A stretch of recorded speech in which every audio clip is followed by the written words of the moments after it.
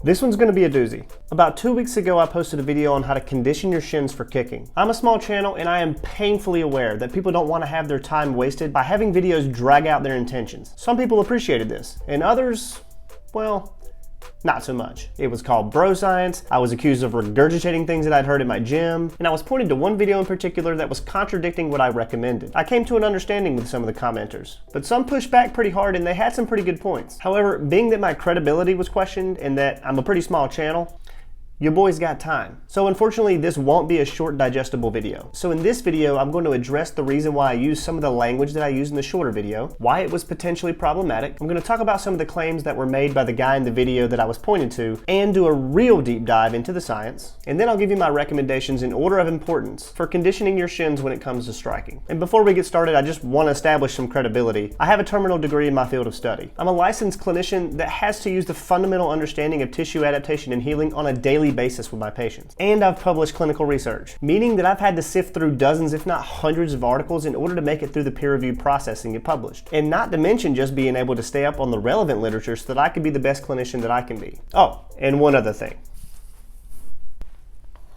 Even if it is bro science, I have been awarded a doctorate in brolosophy. Take that. All joking aside, let's get into it. So why I used the language that I used in the original video. The main pushback came whenever I talked about bone remodeling. I used the term microfractures, and I'll tell you why. When educators are trying to distribute information to a large audience, it's important to deliver a message that packs a memorable punch. Most people understand what the prefix micro and the word fracture means. This will help folks that maybe aren't as scientifically literate get a general concept and be able to visualize what it is we're trying to portray. Mildly disrupt the tissue in some way, let the tissue heal, repeat. Now the issue with this is that there are people who are scientifically literate, or at least think that they are, begin to question the nuances of the verbiage or the claim. Yes, microfractures was a poor term to use, which is why I immediately admitted that I could have used better verbiage when I was trying to get my point across. Microfracturing is often used to describe terms like stress fractures, or even a surgical technique that's used to stimulate growth in certain parts of the body. So a better term would have been something like small changes in the integrity of the bone to stimulate remodeling. Now to the video that I was pointed to by a channel called Armchair Violence. Here he is making the first claim that I'm going to address, and this is that strain elicits a positive adaptation and strain elicits a negative adaptation. Here's the clip. Now I need to dispel some myths about how people think bones get stronger. The key is to understand the difference between stress and strain.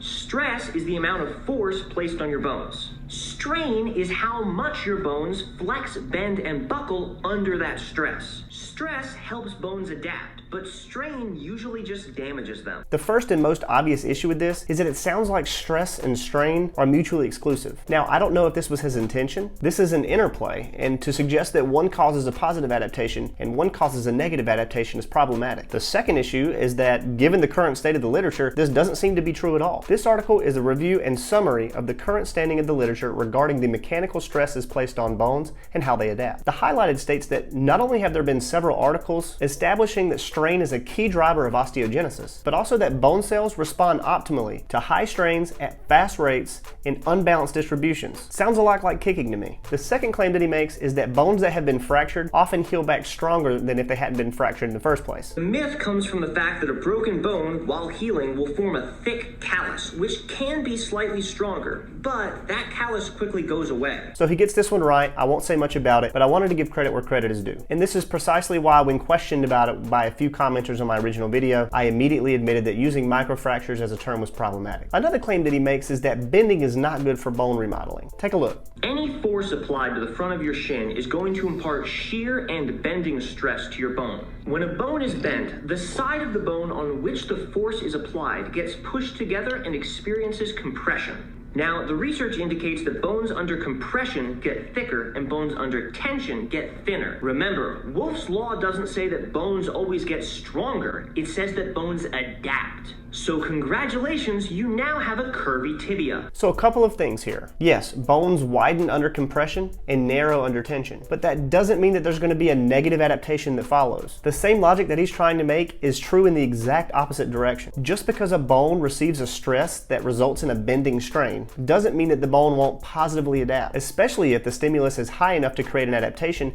and there's adequate time to recover from it. In fact, there are several citations here to suggest that bones have an amazing ability to adapt to complex and strenuous loads in various directions. And among those directions, Yep, you guessed it.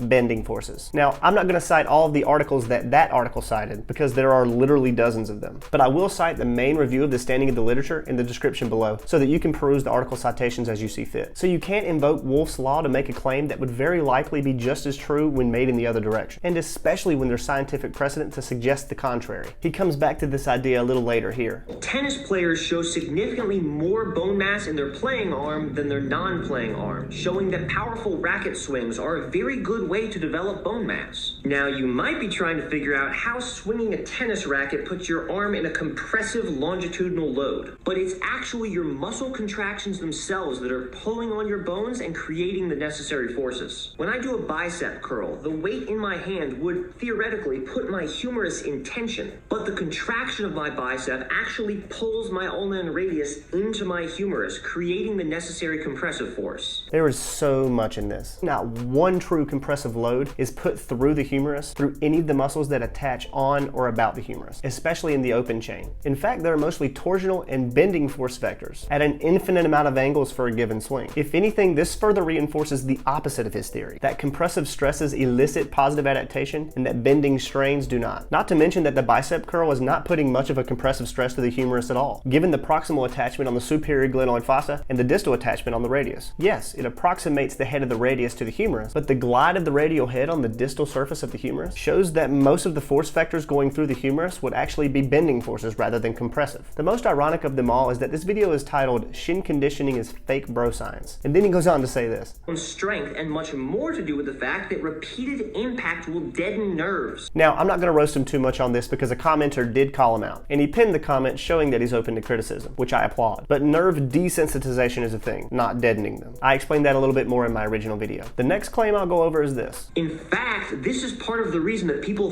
think Shin conditioning works. When people start taking arts like MMA or Muay Thai, they start Shin conditioning, and then their shins get stronger. But it's not because they started Shin conditioning, it's because they started exercising more by doing the martial art. I will give him one point. The exercise that you get when doing combat sports often elicits a positive change in bone mineral density. I did a video a while back on children in MMA or combat sports, and one of the benefits of children being in the combat sports is that they have a higher bone mineral density score than those who don't participate in them. And this article shows that bone mineral density in MMA athletes was higher than almost any other sport that was included in the study. It was second only to college football players. Now, this supports his claim, but he's got to be careful again with making the claim that Shin conditioning didn't contribute to the overall increase in bone mineral density. He's right. Just because they did Shin conditioning doesn't necessarily mean that that was the reason why the bone mineral density improved, or that they have a higher bone mineral density in general. But it also doesn't tell us if it helped or played a role. And all of the evidence that we've looked up until this point suggests that there's a strong scientific precedent that multi-directional impact could play a significant role in the development of bone mineral density. We just don't know to what extent. So here's how we suggest that you make your shin stronger. So if you want stronger bones, quit smacking yourself with things and actually go to the gym.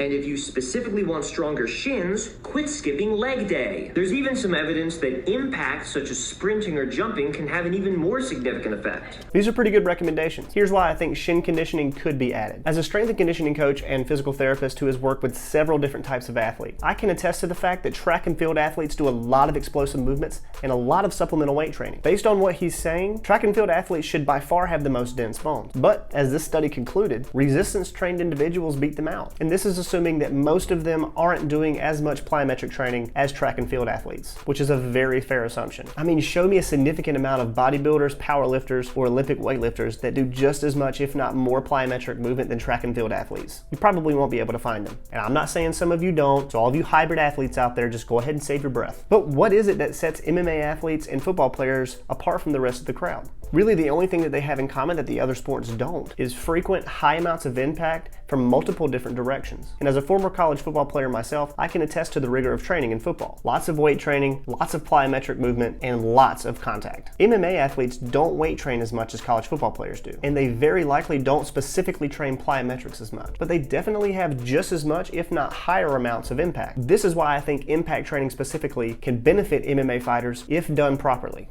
If you've stayed this long, I truly commend you. And if you found any value at all, please consider subscribing, as I really like making videos for you guys. Okay, now how would I go about recommending shin conditioning? I'll do this more appropriately than I did in my last video, and I'll rate them by importance. And I actually agree with Armchair Violence on some of this. If improving bone mineral density in your shins for kicking is your main goal, this is how I would go about it. First, make sure your weight training regimen includes closed chain exercises like lunges, squats, deadlifts. Second, include some high effort jumping movements like broad jumps or box jumps. And third, if you're already doing the second two, begin to incorporate kicks to the heavy bag. They should be explosive kicks. And like I mentioned in my first video, start slow. Remember, the literature suggests that your bones are going to perceive the total mechanical environment and make adaptations accordingly. So the more gradually you increase your kicking volume to the heavy bag, the more adaptation. But we do have to be careful not to exceed the volume that your bones can tolerate. Again, like I said in my original video, start with a low number. Take an inventory of the symptoms and how your shin feels over the next couple of days